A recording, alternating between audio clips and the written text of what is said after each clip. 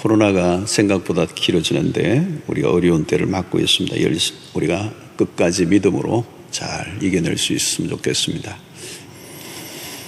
자, 오늘 우리가 신약, 특별히 복음서를 읽다 보면 자주 이렇게 마주치는 사람들이 있는데 그 중에 하나가 바리새인입니다. 바리새인. 특별히 바리새인들이 상당히 많이 이렇게 출연을 해요. 이 복음서에. 근데 이 바리새인들이 예수님과 충돌이 이제 자주 일어납니다. 예수님과 충돌을 이제 하게 되죠. 오늘도 이제 그 장면입니다. 근데 여러분, 이 바리새인들이 본래 우리가 지금 생각하기에는 바리새인 하면 좀 나쁜 이미지인데 본래는 그렇지 않았습니다.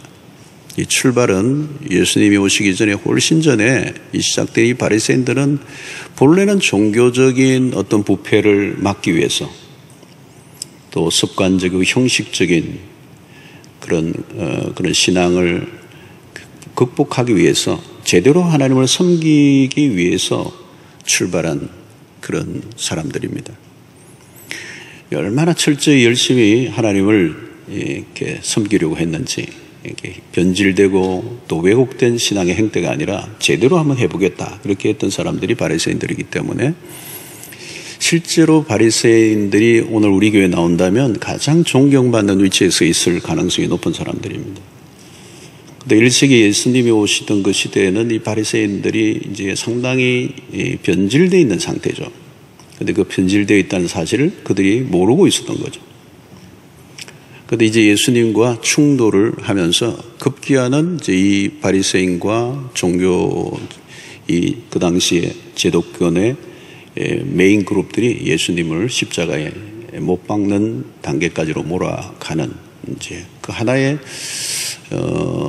전조적인 그런 장면이 오늘 본문에 있습니다. 자, 오늘 이 사건의 발단은 예수님의 제자들 중에 손을 씻지 않고 떡을 먹는 것, 이게 이제 바리새인과 서기관들의 눈에 이제 들어왔죠. 그래서 시비를 걸고 있는 장면입니다. 율법을 어겼다는 겁니다.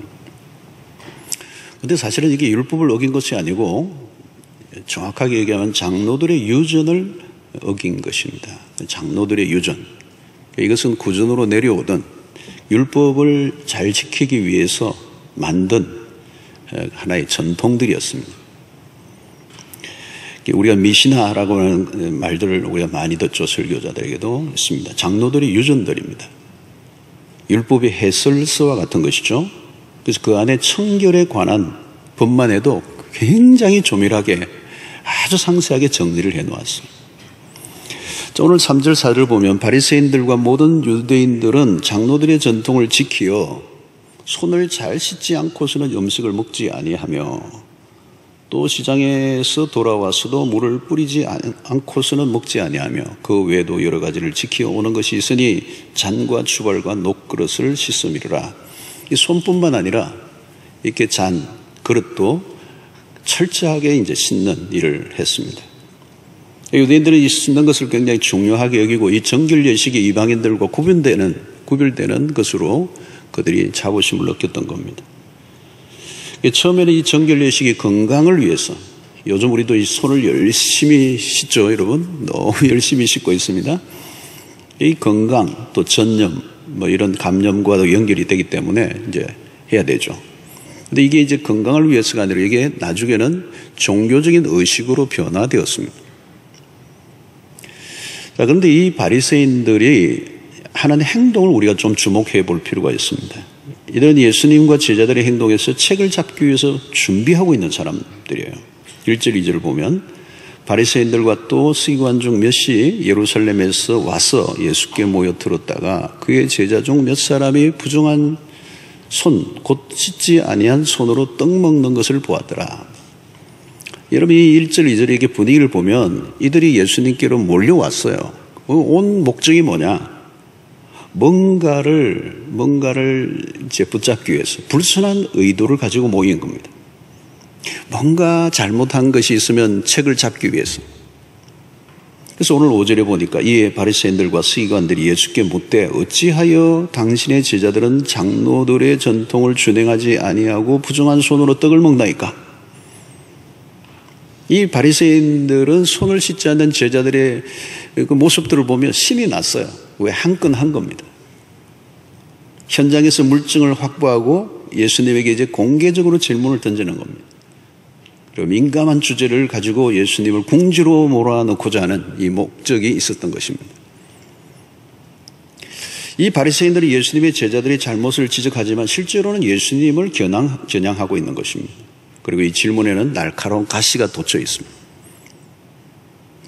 자, 이런 현상은 마가복음 앞부분에서도 이미 나와 있습니다. 마가복음 앞부분에서도 이미 예수님의 대적자들이 여기저기에서 이제 준비되어 있었고, 곳곳에 이 사람들이 이제 사람들을 심어놓고 예수의 일행을 관찰하고 있습니다. 이 당신들의 제자들이 왜 손을 씻지 않고 떡을 먹느냐? 이것은 갑자기 나온 어떤 행동이 아닙니다. 계속 호시탐탐 노리고 있었던 거죠. 자, 이게 여러분 바리새인들의 특징입니다. 바리새인들의 특징. 시선이 늘 다른 사람에게로 향해 있는 겁니다. 다른 사람을 비난하는 사람들, 그죠? 다른 사람을 잘 비난하는 사람들이 빠지는 오류가 있습니다. 그게 뭐냐면 자기 자신을 잘 모르는 겁니다. 시선이 타인에게 쏠려 있기 때문에 자기 자신을 보지 못해요. 그래서 법과 규칙을 지키는 열심은 좋은데 이들이 빠지는 오류는 포용력이 없어. 열심히 하는 사람들이 가지는 약점이에요. 뭔가 열심히 하는 사람들은 날카로워져 있기가 쉬워요. 진리 수호도 좋지만 사랑이 없는 것입니다. 이게 바리새인들의 모습이에요. 여러분, 우리가 우리의 실제의 모습을 보지 못하고 우리도 이렇게 살아갈 때가 많습니다. 세상 사람들에게 비친 그리스도인의 모습은 주로 뭔가 여러분들 알고 계시죠? 그게 위선입니다. 위선. 우리는 우리가 술, 담배 하지 않고 도덕적으로 훨씬 낫다고 이렇게 여기고 사는데 우리는 거기에서 끝나지 않고 은근히 세상의 사람들을 무시하는, 상종 못할 죄인으로 취급하는 분위기가 좀 깔려 있어요. 이 부부간에도 여러분, 부인이 열심히 신앙생활하는 분은 남편이 예수를 안 믿을 경우에 상종 못할 남편, 아주 비하하는 어떤 이렇게 분위기를 보일 때가 있어요. 이 자칫하면 우리 안에 이 독선적인 모습으로 비춰지는 거죠. 그러니까 그 상대는 나와 별로 다른 게 없어 보이는 거예요. 근데 굉장히 도덕적으로나 모든 것을 우월한 것처럼 행동하고 있는 것에 안 믿는 사람들이 발끈하는 거예요. 여러분, 종교적인 행태로 빠지면 어떤 경향이 일어나는가? 이 바리새적으로 변하는 특성이 뭐냐면 자기에게는 관대하고 남에 대해서는 매우 엄격해진다는 거예요. 여러분, 이게 어떤 건지 여러분들 보셔야 돼요. 오늘 설교는 좀 힘든 설교입니다. 제 서론에 지금 내가 그 얘기를 좀 해야 될 어려운 설교는 우리 모두에게 좀 힘든 설교입니다. 예, 아멘 안 하셔도 됩니다. 여러분, 이 바리새인들은 왜 예수의 제자들의 모습을 비난하고 있는가? 여러분, 남들에 대해서 비난하는 사람들의 특징이 뭔가 하면 자기 의에 사로잡혀 있는 것입니다. 이 바리새인들의 특징이 뭐냐? 자기 의에 사로잡혀 있는 것입니다. 율법 준수에 열심인 사람들의 함정입니다. 자기 착각입니다. 자기 스스로에게 감동하는 거죠. 나는 달라. 특권의식, 우월의식, 영적 엘리트의식, 이상한 자신감. 여러분, 자기 자신에 대해서 과대 포장해서 만들어진 겁니다. 영적으로 가장 나쁜 정상입니다. 여러분, 우리가 처음 예수를 믿었을 때 어땠습니까? 나에게는 내세울 만한 어떤 의도 없다고 고백했습니다. 오직 예수의 피로만, 오직 예수를 믿음으로만 의로움을 얻는 거지 우리에게는 어떤 의도 없다. 그런데 여러분, 세월이 흐르면서 이걸 잊어버려요. 여전히 하나님의 긍휼이 필요한 자임을 놓쳐버린다는 거예요. 자기 의에 빠지는 순간 여러분, 우리는 위선으로 떨어지는 거예요. 위선이란 뭡니까 여러분? 자기를 속이는 거예요. 이걸 우리는 자기 기만이라고 합니다. 자신을 실제보다 더 낮게 보이려고 애를 쓰는 겁니다. 이기심으로 가득 차 있으면서 사랑이 많은 것처럼 행동하는. 겉으로는 막 그 사람에게 너무너무 칭찬하는데 속으로는 욕을 퍼붓고 있는. 문제는 여러분, 자기 자신의 참모습을 보지 못한다는 것입니다. 여러분, 자기 모습을 보지 못하면 변화는 불가능합니다. 요즘 자신에 대한 애통함이 있습니까? 자신에 대해 애통하는 마음을 가지고 있습니까? 그러려고 하면 여러분, 우리 자신이 가지고 있는 의의를 다 내려놓아야 돼요. 자신이 얼마나 심각한 상태에 놓여 있는가를 볼 수 있어야 돼요. 그런데 이런 바리새인들은 자기 의에 충만해서 전혀 그걸 보지 못해요. 그리고 다른 사람의 잘못이 눈에 띄는 거예요. 여러분, 신앙생활 하다 보니까요, 저도 그래요. 남 걱정할 일이 아니더라고요. 여러분, 남들 걱정하지 마세요. 다른 사람의 죄에 대한 혐오는 하늘을 찌르는데 정작 자신의 죄에 대해서는 너무도 잠잠하다는 거예요. 여러분, 자기 자신의 영혼을 바라보며 하나님의 긍휼을 구하고 있는가? 오늘 우리 바리새인들의 모습에서 우리를 스스로 진단해보는 필요가 있는 것이죠. 자, 예수께서 이들에게 어떻게 반응을 하십니까? 6절에 보니까 이렇게 해요. 이르시되 이사야가 너희 외식하는 자에 대하여 잘 예언하였도다. 기록하였으되 이 백성이 입술로는 나를 공경하되 마음은 내게서 멀도다. 바리새인과 서기관들이 가지고 있는 문제를 예수님이 정확하게 지적하십니다. 그들은 외적인 의식에만 집중하다가 핵심을 놓쳐버렸다는 거예요. 말은 너무 번지르하게 하는데 삶이 받쳐주지 않았다는 거예요.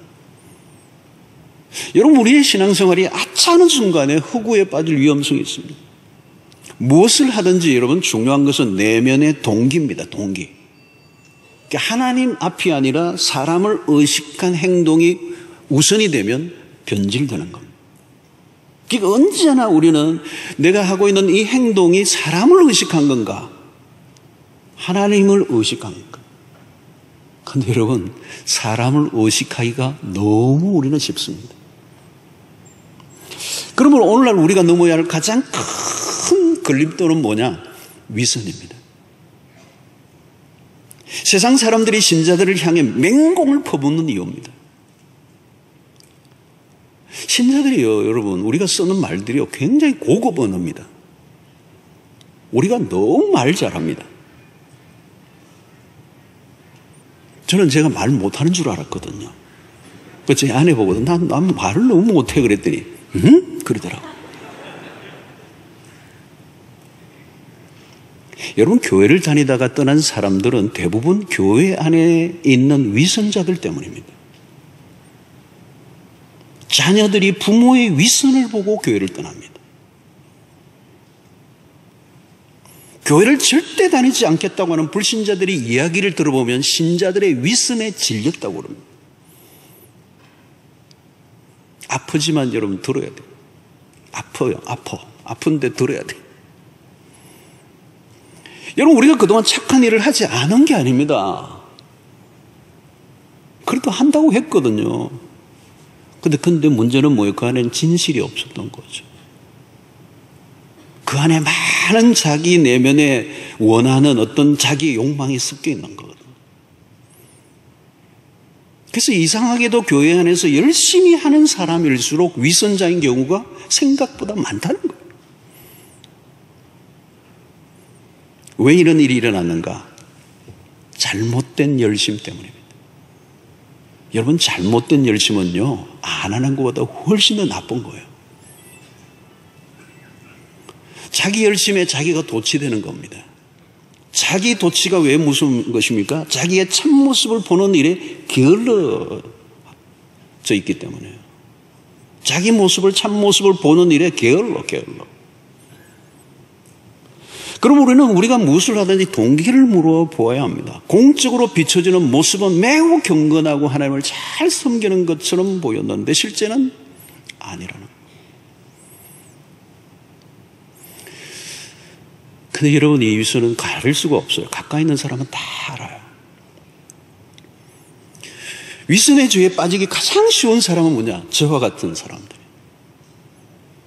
제 주변에 있는 사람들이 저를 다 알 거예요. 혹시 좀 물어보세요. 저도 모를 거거든요. 남들보다 열심히 하고 앞서서 믿음 생활을 하고 있다고 생각하는 사람들이 위선. 초신자는 위선하지 않습니다. 예수 안 믿는 사람 위선하지 않습니다. 나 대놓고 장에 고백합니다. 나 나쁜 놈이라고. 두 얼굴을 가지고 있는 거예요. 이 위선자의 내면에는 욕망이 있는 거예요. 자기 자신의 본래 모습보다 더 멋지게 보이고 싶어하는 욕망. 여러분, 말씀대로 살지 못하는 게 위선이 아닙니다. 말씀대로 살지 못하는데 사는 것처럼 보이는 게 위선.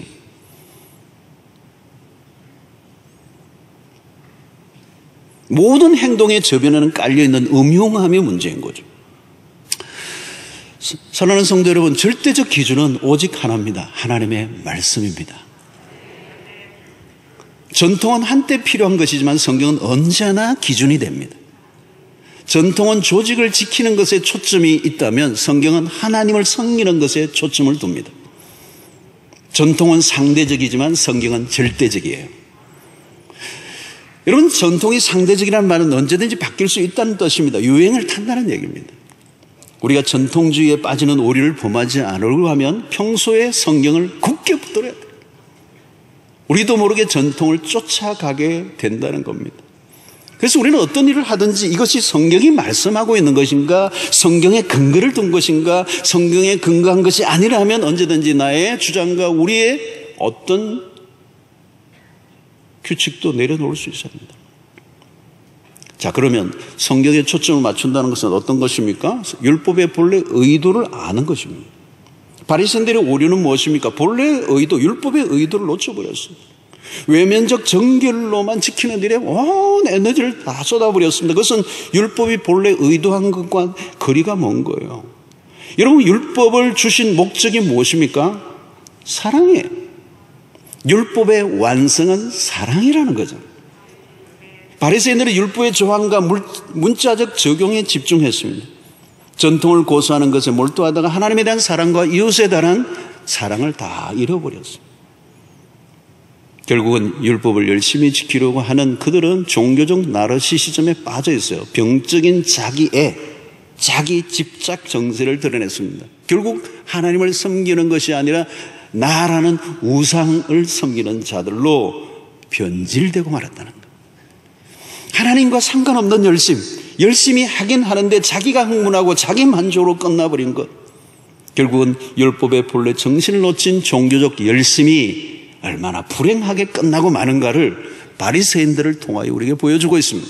그렇다면 성도 여러분, 오늘 우리가 신앙생활을 하고 있는, 특별히 오랫동안 신앙생활을 하고 있는 분들이 빠질 수 있는 오류가 여기 있다는 거예요. 바리새인의 문제는 결코 남의 이야기가 아니라 오늘 우리에게도 언제든지 찾아올 수 있는 위험성입니다. 평생 동안 주님을 섬겼지만 하나님 앞에서 불합격 판정을 받는 일이 일어난다면 이것처럼 억울한 일이 어디 있겠습니까? 여러분, 우리가 함부로 바리새인들을 판단하는 것을 끝나서는 안 돼요. 오늘 누구도 바리새인의 모습을 완전히 피하고 살아가는 것은 어렵습니다. 존 스타트라는 유명한 우리 목사님이 변론자 그리스도라는 책에서 이런 말을 했어요. 바리새인의 영은 오늘날까지 모든 아담의 자손에게 출몰하고 있다는 것. 우리의 본성 안에 바리새인이 될 성향이 충분히 있다는 것.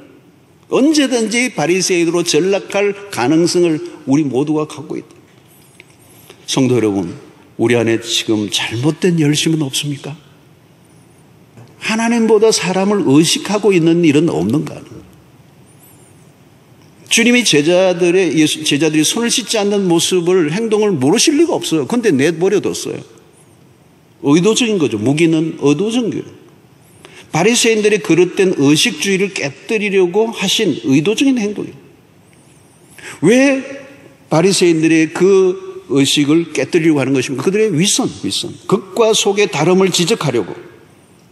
여러분, 전통 자체는 문제가 없습니다. 그런데 전통을 지키는 일로 심각한 죄를 범하고 있다는 것을 그들에게 알려주기 위해서 제자들의 그 손 씻지 않고 떡을 먹는 행위를 내버려 두신 겁니다.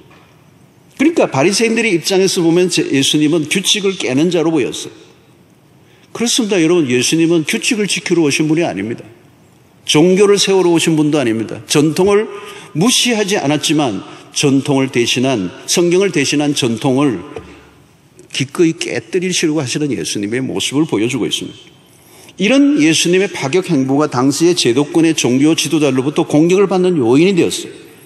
그러나 여러분, 그리스도가 오심으로 새로운 세상에 온 거예요. 더 이상 낡은 유대 종교로는 버틸 수가 없다는 겁니다. 낡은 종교 체제에 대한 일종의 경고를 하신 겁니다. 생명은 하나도 없고 낡은 문자와 전통만 간신히 지켜내는 당시의 유대교는 이미 갈 길을 다 잃어버린 거죠. 사랑하는 성도 여러분, 오늘 우리의 신앙을 자세히 한번 들여다봐야 합니다. 한국교회 성도들만큼 열심은 어디에서 찾아보기 힘들어요. 너무너무 좋은 일이고 칭찬하는 일입니다. 그런데 주님과 우리의 열심이 주님으로부터 칭찬을 받아야 할 뿐만 아니라 세상의 사람들로부터도 칭찬을 받아야 돼요. 문제는 우리끼리의 자화자찬으로 끝나서는 안 된다는 거예요. 그러므로 우리는 신앙의 내용을 채워야 합니다. 형식적인 신앙생활을 경계해야 합니다. 진심이 담겨 있지 않고 마음에도 없는 신앙은 어느 순간 다 공중분해되고 마는 것입니다. 기계적으로 예배를 드리고 기계적으로 형식적으로 기도하고 여러분 그러다 보면 어느 날 공허해지는 겁니다. 공허해져. 하나님보다 사람들의 눈치나 보고 인정과 칭찬을 구한다면 우리가 바리새인입니다. 무엇을 하든지 진심을 담아 하고 있는 것. 우리의 시선이 전적으로 하나님에게로 향해 있는가. 거짓 열심으로 포장해서는 안 됩니다. 여러분 무엇을 위한 열심인가 동기를 묻고 또 물으셔야 돼요. 우리가 내용을 진실하게 담고 있지 않는다면 변질로 가고 있다는 것입니다.